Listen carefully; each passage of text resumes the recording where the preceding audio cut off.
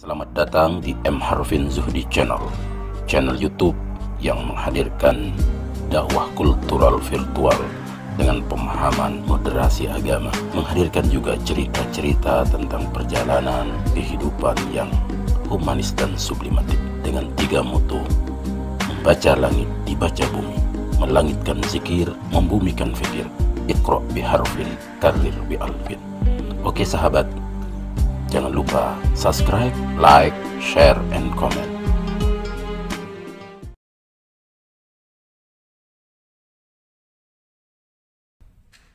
Al-Mukarramun wal Muhtaramun, bapak-bapak, para tuan guru, para alim ulama, sesuai dengan bahasan yang telah disampaikan, kurang lebih ada 9 bahasan yang masuk, yang memang dirangkum oleh Komisi Fatwa. Sebenarnya banyak sekali, tapi dipandang mungkin ini yang penting terlebih dahulu, sehingga kita bisa melangsungkan pada pertemuan-pertemuan yang akan datang. Tetapi walaupun demikian, ya, walaupun jumlah yang 9 ini, tentu kita tidak harus paksakan harus selesai. Tentu kita ingin lebih kepada kualitas, ya, kesimpulan atau fatwa yang akan muncul nantinya oleh Majelis Ulama Indonesia atau pandangan atau apapun bentuknya yang disepakati nanti itu, sehingga dari 9 bahasan yang ditawarkan ini tentu kita tidak akan paksakan. Ya, mudah-mudahan mungkin selesai sampai zuhur ya, karena mungkin Al-Mukarramun banyak memiliki aktivitas kegiatan-kegiatan atau sesuai dengan kesepakatan nanti sambil kita berjalan. Baik Al-Mukarramun wal Muhtaramun, bapak-bapak, para tuan guru, para alim ulama, untuk ya mudzakarah ini kami persilahkan kepada Al-Mukarram, ya, Ketua Komisi Fatwa, untuk sekaligus memimpin, ya.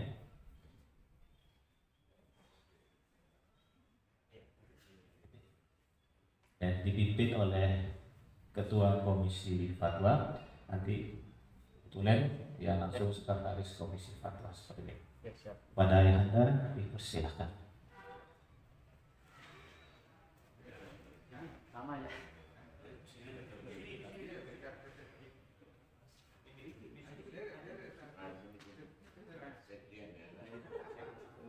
Yang sedang ketik ya.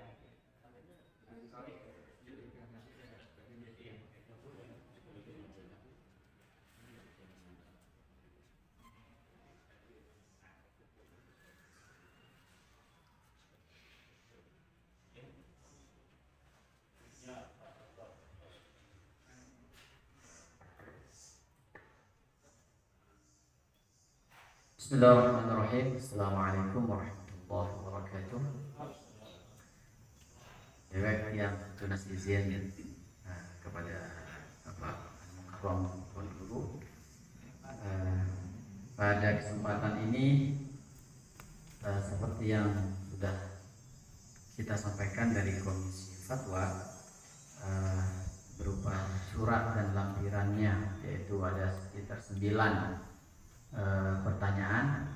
Maka kita akan mulaikan saja dengan pertanyaan yang pertama. Yang pertama adalah, ini kan yang sekarang ini banyak terjadi adalah menarik kode. Sementara secara hukum positif tidak dibenarkan karena faktor umur mungkin yang masih kurang dan ada undang-undangnya. Tentu dalam hal ini misalnya pertimbangan pemerintah adalah ketidaksiapan kedua mempelai dalam menjalani kehidupan rumah tangga, baik dari segi mentalnya, finansial, kemudian reproduksi untuk memiliki anak dan sebagainya. Lalu dalam kesempatan ini mungkin yang mewakili masyarakat, bagaimana hukum menikahkan anak perempuan yang masih kurang umur nikah, artinya yang meraih kode nikah. Apakah ini dibolehkan atau bagaimana hukum Islam atau syariat memandang permasalahan ini?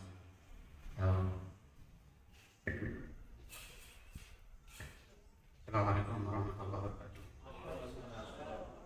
Alhamdulillah, wassalamu ala rasulillah Muhammad wa ala alihi washabihi ajmain.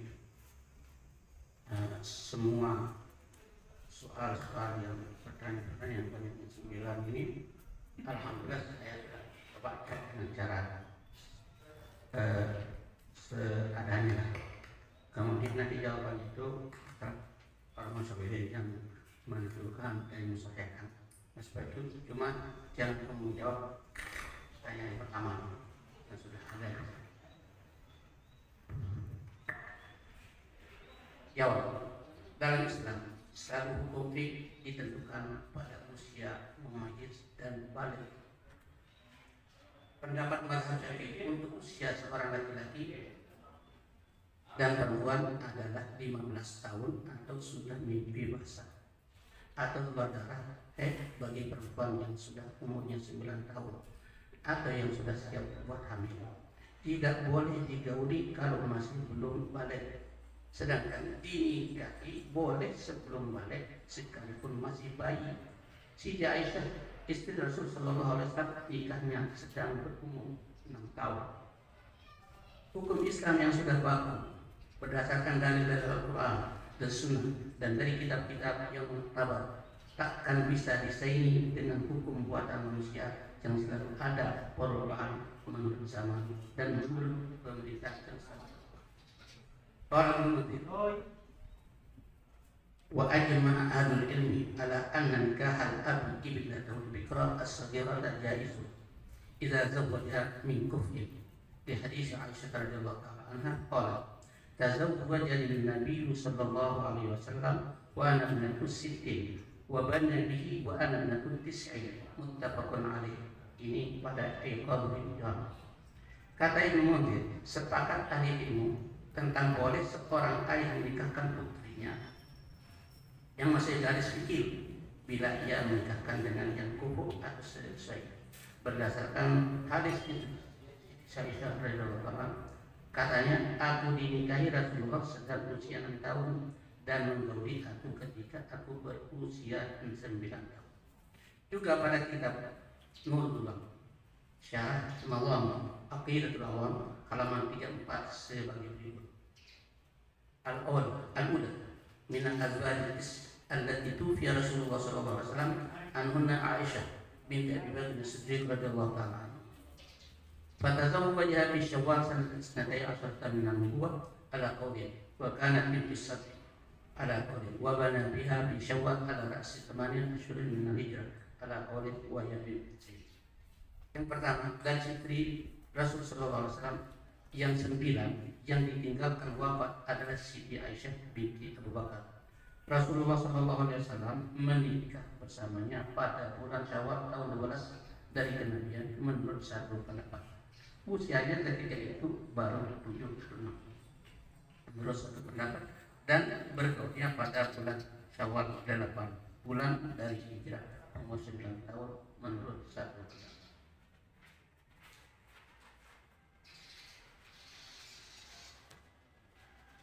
Namun, kalau pemerintah memandang menikah anak di bawah umur sebagai pelanggaran undang-undang perkawinan dan akan diberikan sanksi bagi yang melanggar, sudah barang tentu kita sami'na wa ata'na harus ditaati.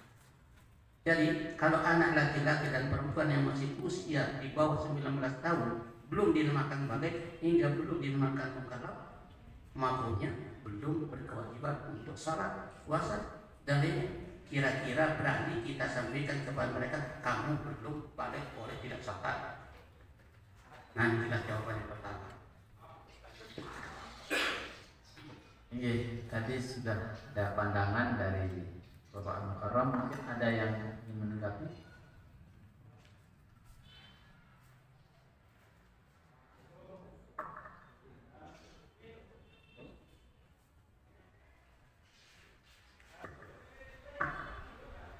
Bismillahirrahmanirrahim. Assalamualaikum warahmatullahi wabarakatuh. Para ulama yang kami segani dan hormati, pada memadukan pandangan dengan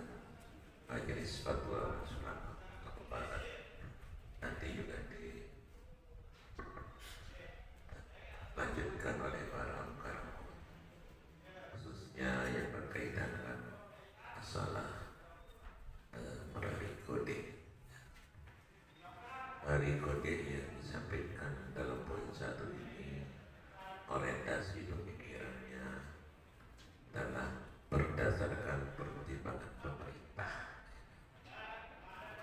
Orientasinya berdasarkan pertimbangan pemerintah dan menurut Undang-Undang Nomor 1 Tahun 1974 bahwa batas minimal wanita pernikahan itu pada umur 18 tahun dengan pertimbangan seperti yang disebutkan ini. Untuk pertama, kalau perkawinan di bawah umur 18 dikhawatirkan bisa berdampak pada kesehatan dan reproduksi untuk kelahiran bayi dan seterusnya. Sementara kemarin kami membaca di harian Lampung Pos tanggal 24 November 2021 disinyalir bahwa di NTB ini tingginya angka perkawinan pada anak dan perbandingan tahun 2019 200 kasus dan tahun 2020 lipat ganda 2 kali lipat menjadi 800 kasus. Jika mungkin dalam hal ini ada perhatian tidak bersama baik para umarah maupun ulama bahwa perkawinan ini masa kecil ini secara kanun undang-undang pemerintah memang dibatasi minimal 18 tahun. Tapi kita 18 tahun. Yang perda ada apa? Oh jadi 19. Karena ada perda juga dari Provinsi Negara Barat. Kemudian itu dari pandangan pemerintah. Tadi dikatakan kita sami'na wa ata'na.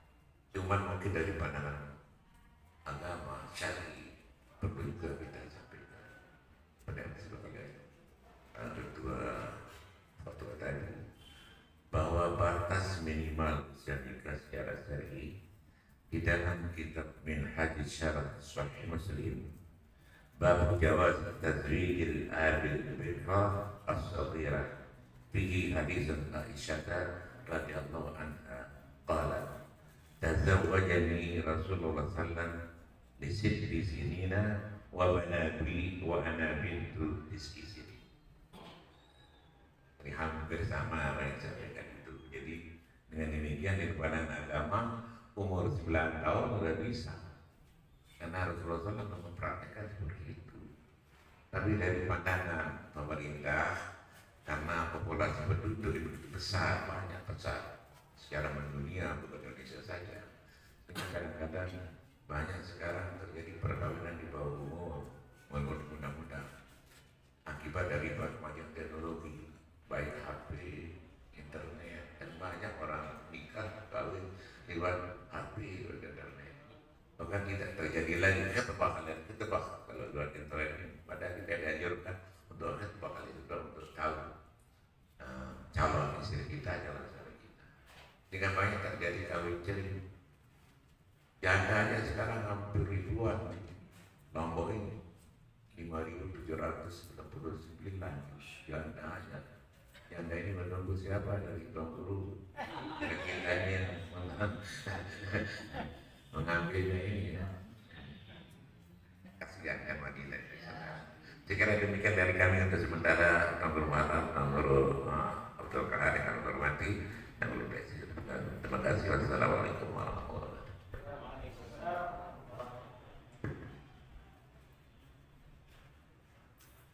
Assalamualaikum warahmatullahi wabarakatuh. Alhamdulillah wassalatu wassalamu ala Rasulillah. Al-Mukarramun, bapak-bapak para tuan guru yang kami muliakan, pemaparan dari Ketua Komisi Takwa kita ikuti bersama. Saya melihat ada dua hal. Yang pertama kita berbicara tentang perundang-undangan dan sekaligus Perda Nusa Tenggara Barat nomor 5 tahun 2021 yang terkait dengan persoalan perkawinan batas usia 19 tahun. Yang pertama, kalau melihat apa yang ada pada Perda pasal 2, pasal 3, begitu juga pada menimbang, terlihat pemerintah dalam kaitan dengan ini sangat bertitik tolak pada pemikiran bagaimana memberikan perlindungan kepada anak, bagaimana memberikan atau melaksanakan rasa tanggung jawab sebagai pemimpin. Ada, maaf kalau kami kutip salah satu pandangan disampaikan oleh Dr. Wahbah terkait dengan kewajiban kepemimpinan, antara lain yang sampaikan singkatnya antara lain dabu dararin masnun.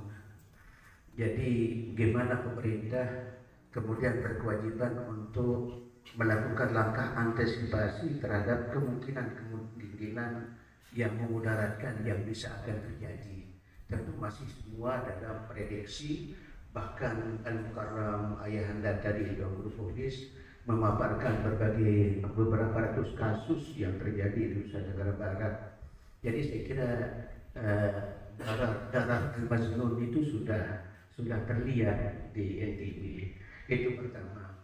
Kemudian yang kedua, kita dihadapkan dengan persoalan fikhiyah yang tadi Al-Mukarram Bapak Tuan Guru Abdul Qahar mengemukakan, dan insya Allah sependapat kita semua bahwa hakikatnya tidak ada pembatasan usia dalam fikih. Saya sedikit kemukakan sebagai tambahan argumentasi apa yang disampaikan oleh Syekh dalam tafsir As-Sa'di.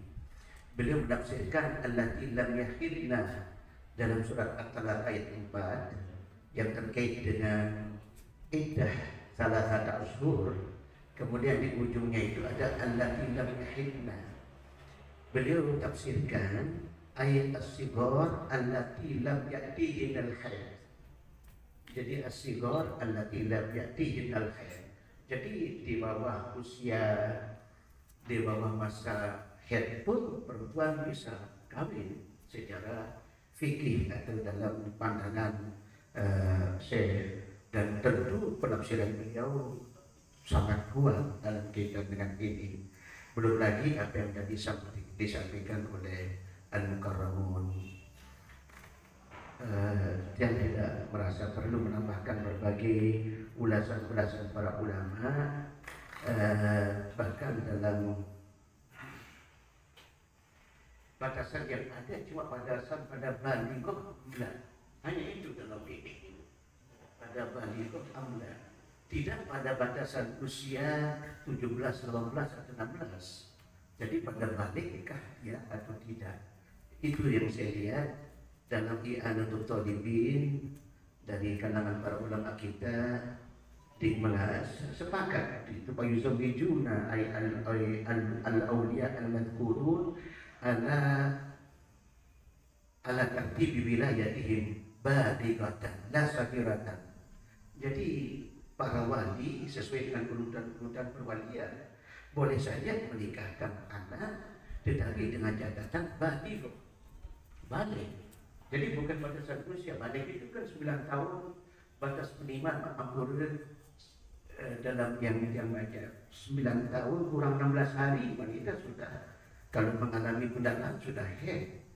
Nah, jadi hanya pada saat itu yang ada. Ya, sekalipun dalam pandangan Imam Abu Hanifah membenarkan bahwa belum balik saja itu boleh kawin. Nah, oleh sebab itu yang usul di satu sisi pemerintah dengan perda khusus untuk NTB dengan perda nomor 5 tahun 2021 itu jelas arahnya memberikan perlindungan atau pilihan-pilihan terbaik untuk rakyatnya. khususnya bagi perempuan di dalam melaksanakan perkawinan. Nah, sehingga yang dituntut dalam mudzakarah ini dua hal. Pertama, melihat perda yang memberikan batasan 19 tahun, tetapi dihadapkan kita dengan aqwalul ulama yang tegas-tegas tidak memberikan batasan. Kedua hal ini. Nah, maaf ini saya boleh berusul minimal mengakomodir atau kita tidak memberikan penolakan terhadap perda, tetapi juga tidak menganggap tidak sah perkawinan. Ada yang baca di Anutut Tolibin, mungkin baik untuk menjadi sebuah perbandingan. Ini sebagai perbandingan saja, ya, sekalipun kasusnya agak berbeda.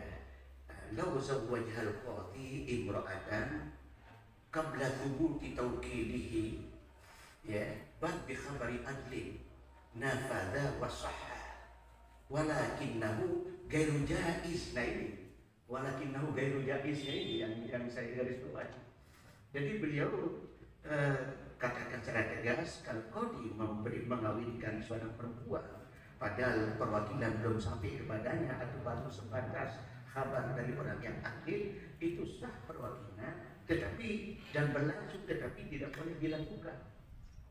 Ini maaf ini sebagai kias, ini sebagai satu bentuk dari apa yang bisa kita usul yang apa yang bisa menjadi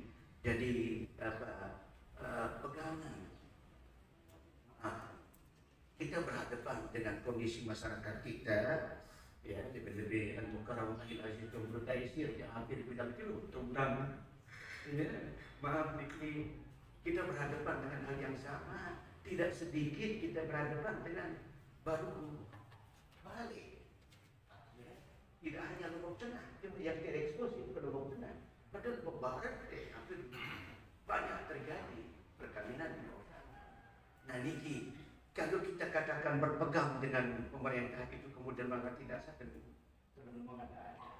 Tetapi untuk tidak mengakomodir perda itu juga saya kira, sehingga jalan tengah yang diusulkan ini bagaimana dia nafadha wa sahha, bisa berlangsung itu perkawinan dan sah, tetapi la ghairu jaiz, ya, lakin ghairu jaiz, tetapi jangan dibolehkan gitu. Ini maaf ini usul ya. Jadi sah tetapi sah belum ngabok ampun diri kata SMP kelas 2 niki paksa ketian lalu dibandingkan ya karena apa? Karena SMP ya, ada di sini juga bisa terjadi. Jadi begitulah yang kita hadapi. Untuk dia mengatakan tidak sah, saya kira kita memegang fikih yang buruk. Tetapi melegalkan kita juga berhadapan. Yang kira itu maksudnya. Jadi jalan tengah sah bisa berlangsung, tapi jangan dilakukan. Itu maksudnya. Mohon maaf kalau ada yang kurang. Assalamualaikum warahmatullahi wabarakatuh.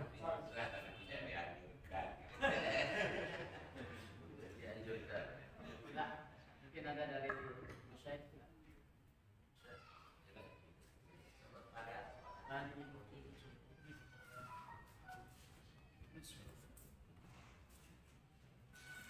Bismillahirrahmanirrahim. Assalamualaikum warahmatullahi wabarakatuh. Ya, kita sama-sama hormati para masyayikh yang ada di depan. Ayahanda Bangul Muhdis Ibrahim, Ayahanda Muharram Mahfuz, Bangul Muharram Mahfuz, dan para masyayikh yang lainnya.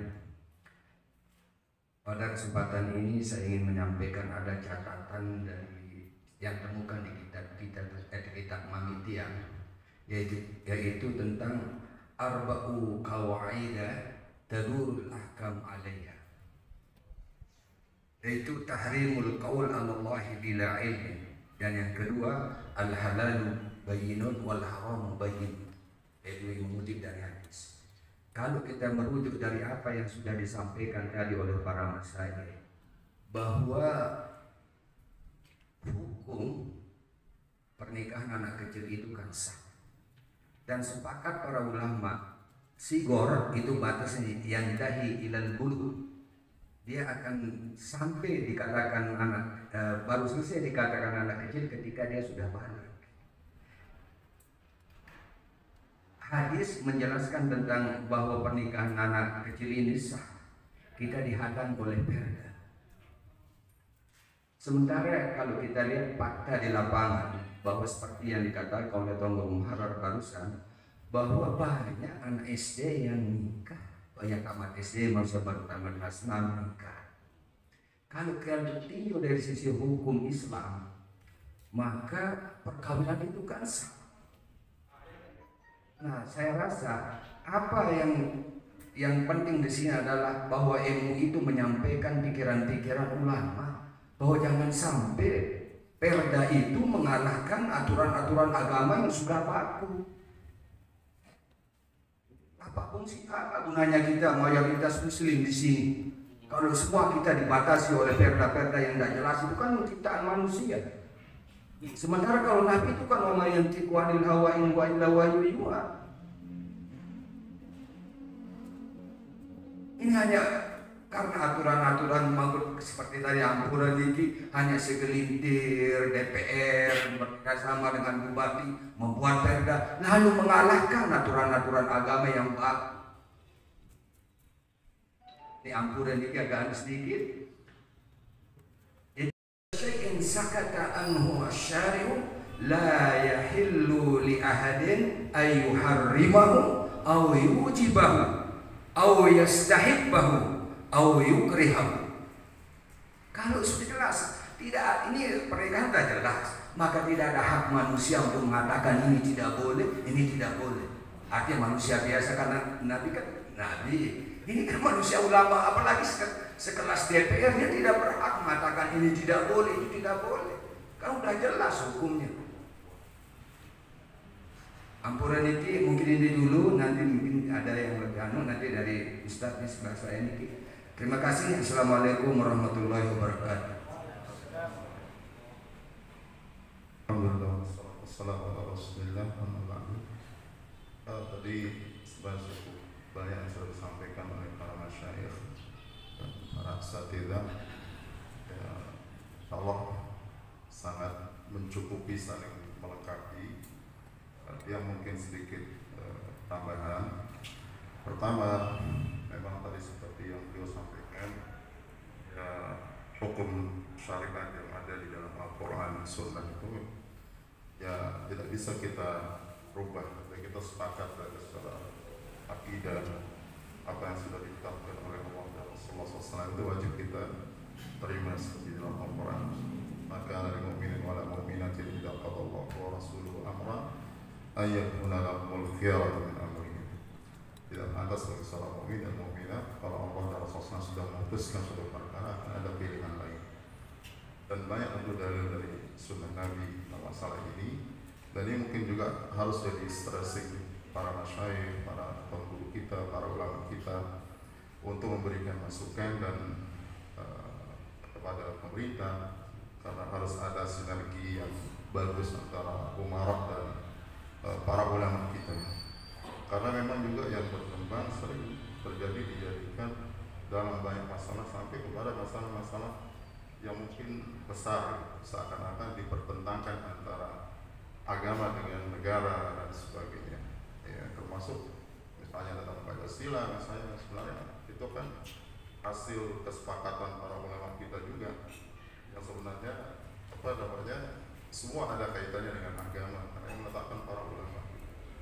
Nah, tapi memang yang mungkin memberikan gambaran ada hal-hal memang yang sudah baku di dalam Al-Quran dan Sunnah itu, yaitu tidak bisa kita otak-atik, dan itu kita para masyayikh kita, para ulama kita, mereka membawa tentang hal tersebut.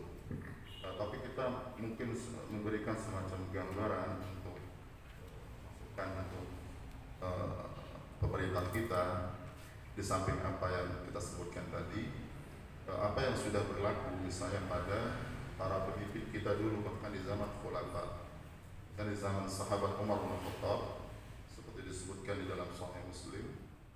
Dan itu jadi perdebatan di semua mazhab, saya kira itu tentang talak 3 jadi 1 atau talak 3 jadi 1 atau talak 3 atau 3. Dan itu sebenarnya sudah ada nasnya jelas dalam Sahih Muslim kan bahwasanya talak 3 di zaman Rasulullah SAW, di zaman Abu Bakar dan di awal zaman Umar itu adalah 1 gitu. Kemudian di hadis itu juga langsung disebut summa Allahu Umar. Kemudian sahabat Umar menjadikan talak 3 itu jadi 3 gitu. Ya, dan itu maksudnya adalah zajar, artinya untuk memberikan efek jerah kepada orang-orang yang menggampangkan perceraian. Nah ini tentu kita tidak bisa tentu akan mempertentangkan apa yang diijtihadkan oleh sahabat Umar bin Khattab dengan Al-Quran dan Sunnah Nabi, bahkan itu berlaku di zaman Nabi, berlaku di zaman sahabat Abu Bakar, bahkan di awal sahabat Umar bin Khattab radhiyallahu taala anhu. Dan kita mengetahui hadis Rasulullah SAW, fa'alaikum bisunnati wa sunnatul khulafa'ir rasyidin, berpegang teguhlah kalian dengan sunnahku dan sunnah khulafa'ir rasyidin. Artinya sunnah khulafa'ir rasyidin itu juga sunnah Rasulullah SAW. Nah, oleh karena itu termasuk mungkin juga menjadi contoh di sejarah di sahabat Umar, zaman Umar juga. Bahkan itu dalam masalah yang sangat sakral, bagus sekali, masalah hudud misalnya, walaupun mungkin itu di banyak negara belum dipraktikkan. Di zaman sahabat Umar bin Khattab, hudud kita kan bisa lihat di kitab-kitab fikih semua adalah hukuman yang ada batasannya jelas dari Al-Quran dan Sunnah, tidak bisa diotak-atik. Tapi pernah terjadi yang kemudian dikenal dengan Ayyamur Ramadan, yaitu tahun-tahun paceklik di zaman sahabat Umar bin Khattab. Justru ada kejadian pencurian itu mereka tidak dipotong tangannya. Ya. Tadi menyambung yang beliau sampaikan, artinya kita hukum ini ya, kita harus jelaskan apa adanya Quran dan Sunnah.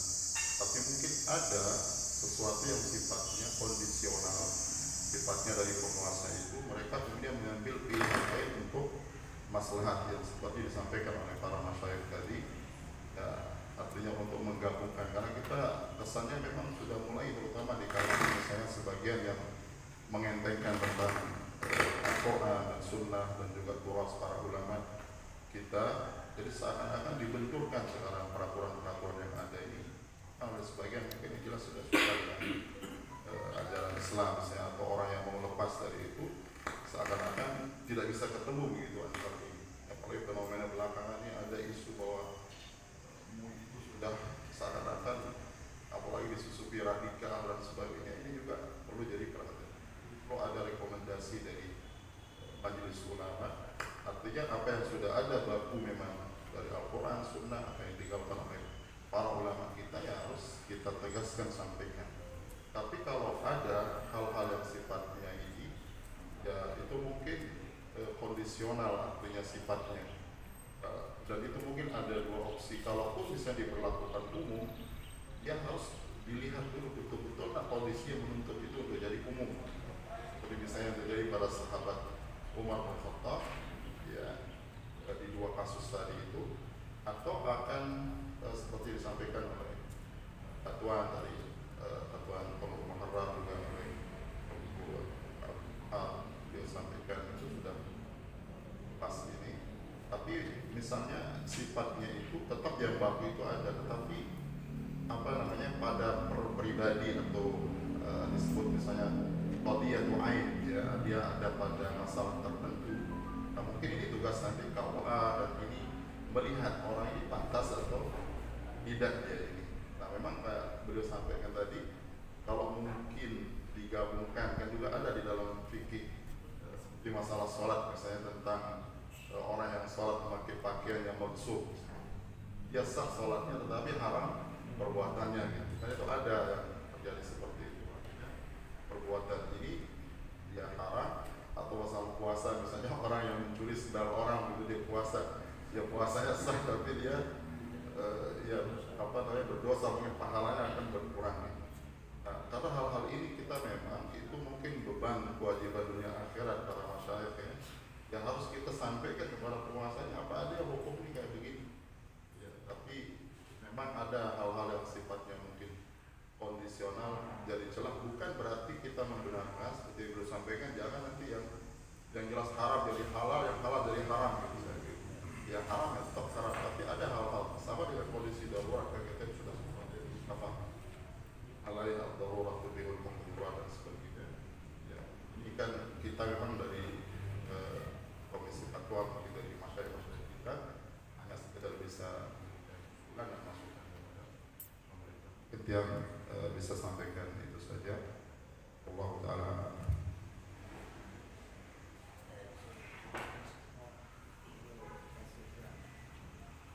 Izin al-mukarramun yang taisir ingin sedikit dari Nabi yang menjadi perbincangan kita pada hari ini. Pertama yang ingin dia sampaikan bahwa apa yang disampaikan oleh al-mukarramun guru-guru kita tadi itu semuanya benar. Tidak ada yang salah tentunya dari sisi tinjauan syariat. Cuma mungkin yang juga perlu kita sampaikan adanya kaidah fikih yang mengatakan tasarruful imam ala ra'iyati manutun bil maslahah, bahwa apa yang ditetapkan baik itu lewat perda ataukah yang ditetapkan oleh pemerintah pusat berkaitan dengan pembatasan usia nikah ini juga tidak boleh kita terlalu kesamping, karena pada hakikatnya juga dalam rangka kemaslahatan rakyat, terutama tadi disampaikan adanya kemungkinan sisi-sisi negatif bagi mereka yang melaksanakan pernikahan usia dini. Ya. Yang mohon maaf, ampura mukarramun, ketika memang kita misalnya menyampaikan bahwasanya boleh pernikahan di bawah usia atau pernikahan dini, ini memang takutnya ya, sebagaimana kita ketahui bersama bahwa terjadinya angka perceraian yang begitu tinggi di Lombok ini itu salah satunya disebabkan karena usia pernikahan dini, yang ketika mereka belum siap menjalani rumah tangga, mental mereka belum matang, sehingga kemudian terjadi angka perceraian yang sangat tinggi sekali. Mohon maaf, yang ingin sedikit komentari hadis Nabi yang mengatakan ya ma'syar syabab man istata'a minkumul ba'a falyatazawwaj. Syabab itu adalah anak muda yang sudah matang. Sementara kalau remaja usia SMP, SMA itu masuk dalam kategori murahik. Ya, murahik itu mentalnya masih labil, mentalnya itu belum matang, sehingga kemudian mungkin ini alasan pemerintah membatasi usia pernikahan, bukan bermaksud mungkin untuk melarang atau mengharamkan. Kalau bahasa Tuan Guru Mukti tadi mungkin sifatnya zajar, ya, sifatnya untuk peringatan sebagai wanti-wanti agar kalau bisa itu jangan dilaksanakan dan jangan dikerjakan. Ya, jadi yang sebagaimana disampaikan oleh Ayahanda Tuan Guru Muharrar tadi bahwa tentu nafala wasahha, ya, tetapi kalau bisa bahasa lainnya itu mamnu, ya urut. Jadi kalau bahasa lainnya bukan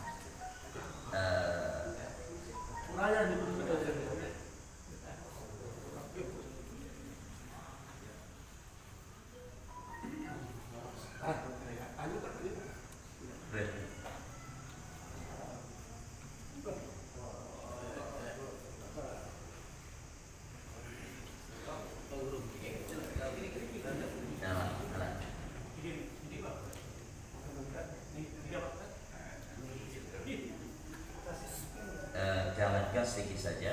Jadi kalau dari bahasa ibaratnya disebut gairu jaiz al-mukarram bil muharram, mungkin bahasa yang lebih tepatnya mamnu mungkin. Ya, mamnu enggak, bukan. Kalau gairu jaiz itu kan diartikan tidak boleh. Tidak boleh itu biasa konotasinya macam-macam. Bisa gairu jaiz itu bermakna tidak sah atau tidak halal. Tapi kalau mamnu dilarang itu maknanya agak sedikit zajar bisa. Makanya sekali lagi mahdhur, tentu syariat Allah di atas segala-galanya. Mahdhur.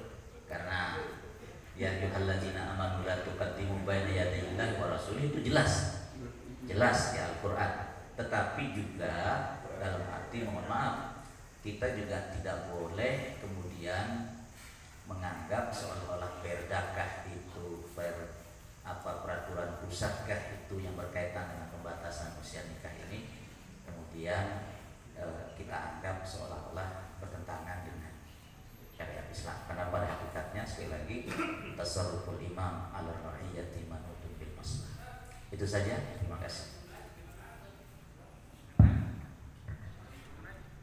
Ini bisa dipersingkat ya, dari itu. Baik, bismillahirrahmanirrahim. Assalamualaikum warahmatullahi wabarakatuh. Al-mukarramun, para tuan guru. Alhamdulillah banyak ragam pendapat dari al-mukarramun yang intinya bahwa secara fikih pernikahan di bawah umur itu sah secara fikih, ya. Tidak ada perdebatan, bahkan berdasarkan hadis Rasulullah Sallallahu Alaihi Wasallam, dan ada regulasi dari hukum pemerintah, baik itu Undang-Undang Perkawinan Nomor 1 Tahun 2004, KHI, dan Perda yang terbaru di NTB, bahwa intinya pernikahan itu kan sebagai ikatan lahir batin, yang ikatan itu sifatnya mitsaqan ghalidha. Jadi ikatan yang sangat kuat yang dipersaksikan oleh Allah Subhanahu wa taala.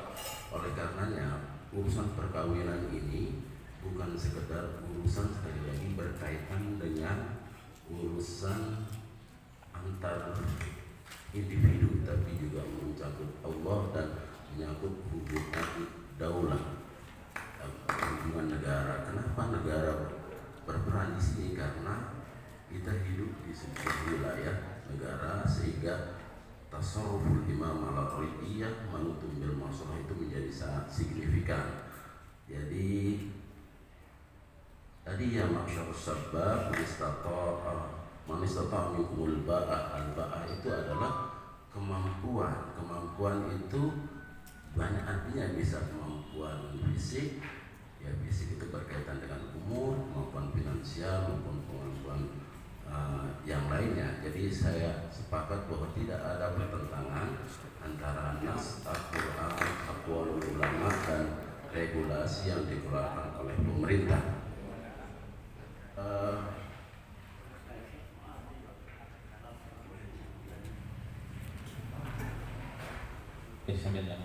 Baik, jadi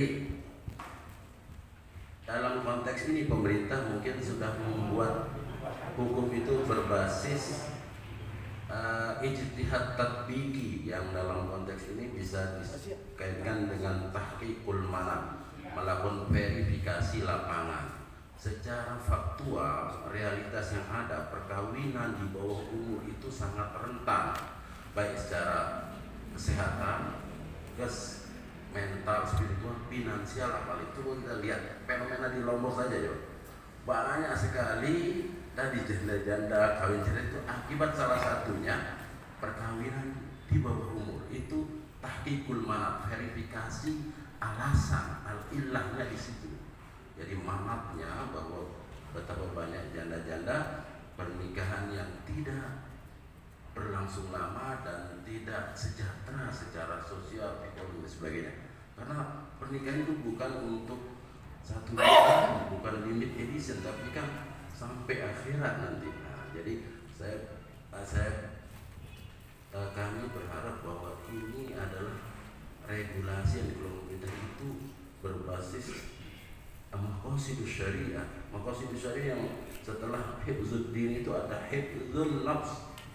Kalau perempuan di bawah umur melahirkan nanti ada banyak persoalan tentang kesehatan. Kemudian hifzul nasal juga ada. Jadi saya sepakat bahwa tidak ada pertentangan antara norma-norma agama dan norma hukum negara di sini. Mari kita melakukan al-jamu tadi, kita komparasikan, kita carikan titik bahwa memang untuk urusan sah tidak sah negara tidak boleh masuk dalam wilayah itu. Wilayah itu adalah sah tidak sah itu wilayah hukum Islam.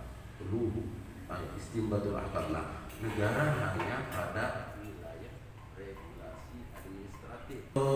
Kasus nikah di bawah umur ini gitu, yang kiaskan dengan tadi nikah tidak tercatat itu dong.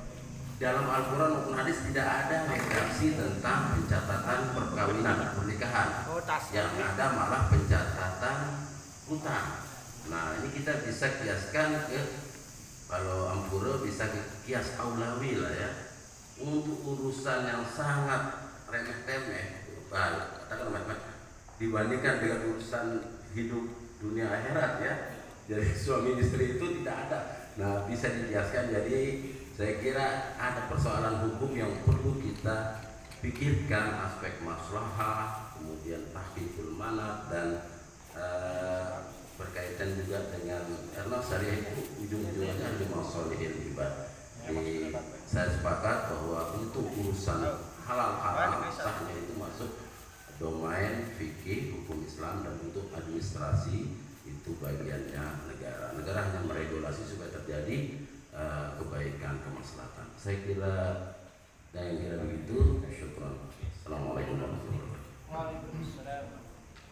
Baik, sebelum disampaikan, Ruth yang sampaikan, alhamdulillah sesungguhnya apa yang sudah disampaikan ini tidak ada yang bertentangan dengan regulasi sebenarnya.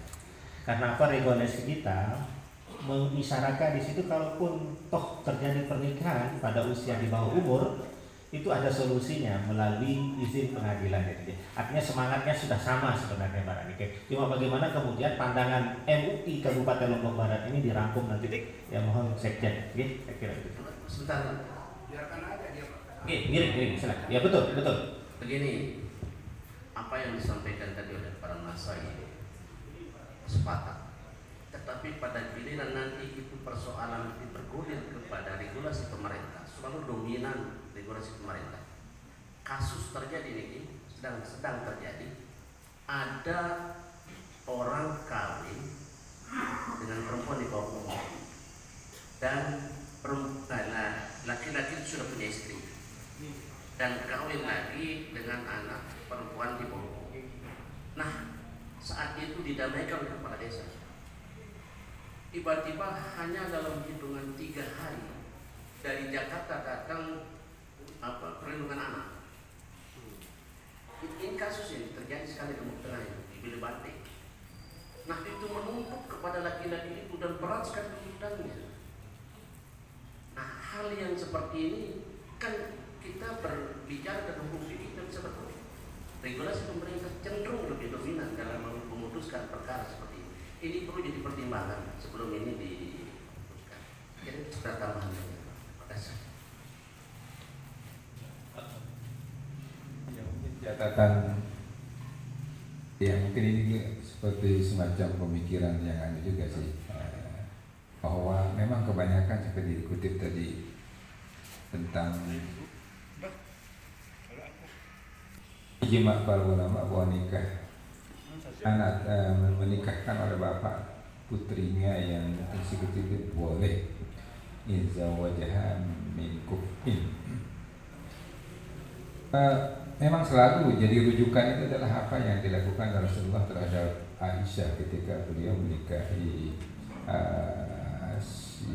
Siti Aisyah. Kemudian ini saya berpikir bahwa apa tidak ini, apakah tidak termasuk apa yang diperbuat oleh Rasulullah SAW itu ketika menikahi Siti Aisyah itu sebagai sebuah khasais daripada kekhususan Rasulullah itu untuk boleh mengambil menikah dengan anak kecil sebagai khasais. Oleh karena itu kita tidak bisa diikuti. Nah seperti itulah maksudnya. Termasuk Ali menikahkan. Entah, iya, jadi khasais yaitu ini sekedar aja nih, sekedar pemikiran letupan pemikiran yang mungkin bisa salah, bisa ini pemikiran ini. Karena itu ya meskipun para ulama mungkin sebuah ijma kali seperti itu, apakah tidak bahwa Rasulullah menikahi Aisyah itu dalam umur 6 tahun itu salah satu di antara kekhususan Rasulullah untuk diperbolehkan itu, sementara kita tidak diperbolehkan untuk meniru seperti itu. Ini sekitar lontaran aja, ya mudah-mudahan nanti mungkin ada ini ya, mungkin yang lain bisa berpendapat lain. Itu aja dari tiang. Assalamualaikum warahmatullahi wabarakatuh.